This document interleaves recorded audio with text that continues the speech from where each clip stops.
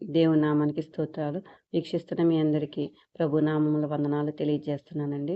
ఈరోజు దేవుని వాక్యము నిర్గమాకాండము 23వ అధ్యాయము 25వ వచనం. నీ దేవుడైన యెహోవానే సేవింపవలెను. అప్పుడు ఆయన నీ ఆహారమును నీ పానమును దీవించును. నేను నీ మధ్య నుండి రోగమును తొలగించెదను. బైబిల్ గ్రంథంలోని కొంతమంది భక్తులు దేవుని ఏ విధంగా సేవించారో మనం చూద్దాం.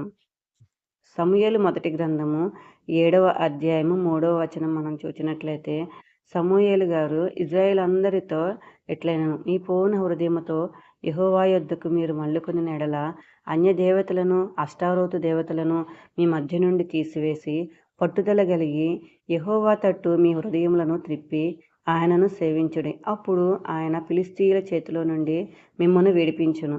ఇక్కడ ఇజ్రాయేలీలను ఫిలిష్తీయుల చేతిలో నుండి విడిపించబడాలి అని అంటే గనక ఇజ్రాయేలు వారి యొక్క అన్య దేవతలు తట్టు తిరక్కోకుండా యెహోవా వైపే వారి హృదయాలు గనక త్రిప్పినట్లయితే అప్పుడు వారిని ఫిలిష్తీయుల చేతిలో నుండి విడిపిస్తానని సమూయేలు గారి ద్వారా దేవుడు వారితో మాట్లాడుతున్నారు. యెహోషువ గ్రంథం 24:15వ వచనం చూసినట్లయితే యెహోషువ గారు కూడా మీరు జనులతో ఈ విధంగా తెలియజేస్తున్నారు, మీరు ఎవరినైనా సేవిస్తారో వారిని సేవించుకునండి, నేనైతే నేనును నా ఇంటివారును యెహోవాను మాత్రమే సేవించదము. దానియేలు గ్రంథము 3వ అధ్యాయం మనం ధ్యానించినట్లయితే రాజుకు నెబుకద్నెజరు 60 మూరల పొడుగు 6 మూరల వెడల్పు కలిగినటువంటి ఒక బంగారు ప్రతిమను చేయించి ఒక కట్టడను నియమిస్తారు. అదేమిటంటే బాకాను పిల్లను గ్రోవిని పెద్ద వీణను సకల విధములకు వాయిద్యములను వాయించినప్పుడు ఆ సంస్థానంలో ఉన్నటువంటి మంత్రులు, అధిపతులు, ప్రముఖులు, జనులు అందరూ కూడా ఆ ప్రతిమకు నమస్కారము చేయాలి. లేదు అనంటే గనక వారి అగ్నిగుండంలో పడేయాలి అని ఒక కట్టడను నియమిస్తారు. ఆ సంస్థానములో రాజకార్యములు విచారించుటకు నియమించినటువంటి షడ్రకు, మేషకు, అబేద్నెగో అను ముగ్గురు కూడా ఆ రాజు నిలవబెట్టినటువంటి బంగారు ప్రతిమకు వారు నమస్కారం చేయటం లేదు అని రాజుకు తెలిసి మీరు అగ్నిగుండంలో పడవేయబడతారు అని రాజు తెలియజేసినప్పుడు వారు మేము సేవించుచున్న దేవుడే మమ్మల్ని ఈ మండుచున్న వేడిమి గల ఈ అగ్నిగుండంలో నుండి మమ్మలను తప్పించి రక్షించుటకు సమర్థుడు.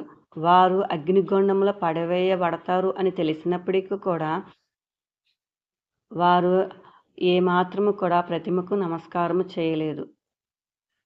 దేవుణ్ణి మాత్రమే వారు సేవించారు.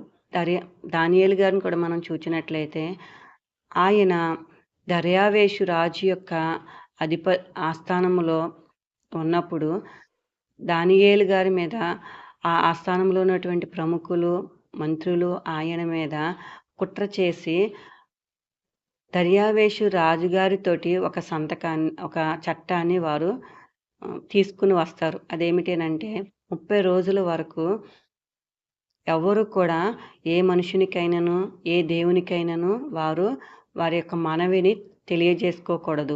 ఒక్క రాజు మాత్రమే రాజుగారైనటువంటి మీకు మాత్రమే వారి యొక్క మనవులను తెలియజేసుకోవాలి అని ఒక చట్టాన్ని వారు తీసుకుని వస్తారు. అయితే దానియేలు ఆ చట్టాన్ని ఏమాత్రము కూడా లక్ష్య పెట్టకుండా ఎప్పుడు చేసినట్లుగానే అనుదినము ముమ్మారు దేవునికి ప్రార్థన విజ్ఞాపన చేయటం వారు చూచినప్పుడు వెంటనే రాజుగారికి తెలియజేస్తే రాజుగారి తప్పని పరిస్థితిలో చట్టం చేయటం ద్వారా దానియేలును సింహాల గుహలో పడవేసినారు. కష్టాలు నష్టాలు వచ్చినప్పటికీ దేవుణ్ణి మాత్రమే మనము సేవించినట్లయితే ఆయన మన ఆహారమును మన పానమును దీవిస్తారు, మనలో నుండి రోగమును తొలగిస్తారు. ప్రార్థన చేసుకుందామండి. ప్రియ పరలోకపు తండ్రి, మీ పరిశుద్ధ నామానికి స్తుతులు స్తోత్రాలు చెల్లిస్తున్నాం ప్రభువా. మరొకసారి నాయన వాక్యం ధ్యానించుకోవడానికి ఇచ్చిన మహాకృపను బట్టి స్తోత్రాలు నాయన.